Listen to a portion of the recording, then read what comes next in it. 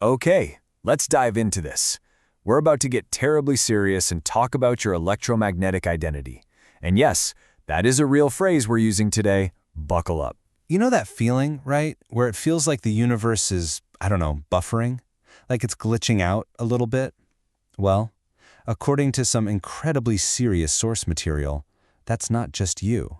Something is messing with your vibe. So yeah, the TULWA Philosophy, which is our source for all this, says your personal energy is basically under constant attack.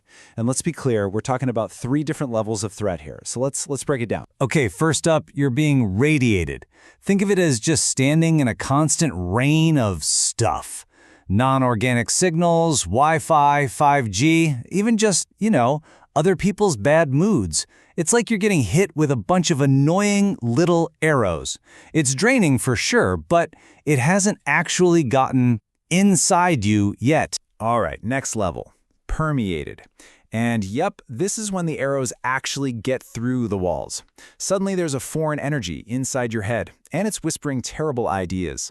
Like, hey, you should definitely cut your own bangs at 2 a.m. This is where it starts getting chaotic. And then there's the final stage, inhabited. This is when it's not even your castle anymore. Some other consciousness, maybe a mid-frequency alien intelligence or whatever, has moved in.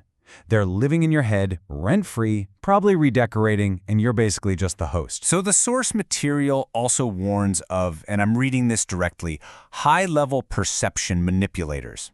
Yeah, let's all just nod along for a second. We're going to get through this explainer together, I promise. Okay, so you have 2 ways of looking at the same glitch. Mainstream psychology might call it dissociative identity disorder or psychosis, but the TULW philosophy, it calls it inhabitation by an external entity or perception warfare. Potato, potato. Let's just move right along before we make anyone mad. And I quote, "The war is already being fought, not with guns or armies, but with frequency, narrative, and manipulation of consciousness." Wow. Okay, so, right then. But hey, don't worry, it's not all doom and gloom, because TULWA also gives you a firewall. It's this trinity of enlightenment that's supposedly built into your consciousness. You just gotta, turn it on. First up is light. This is your filter for truth and clarity. It's basically asking, is this real or is this just some fake news coming from an entity that has, and I'm not making this up, muted light? Next, we have love. This is your compassion shield. This is what stops you from getting sucked into pointless arguments online. It helps you dissolve those barriers. And finally, unity. This is the "we're all in this together" filter. It's what helps you spot and just reject any of that us versus them kind of thinking.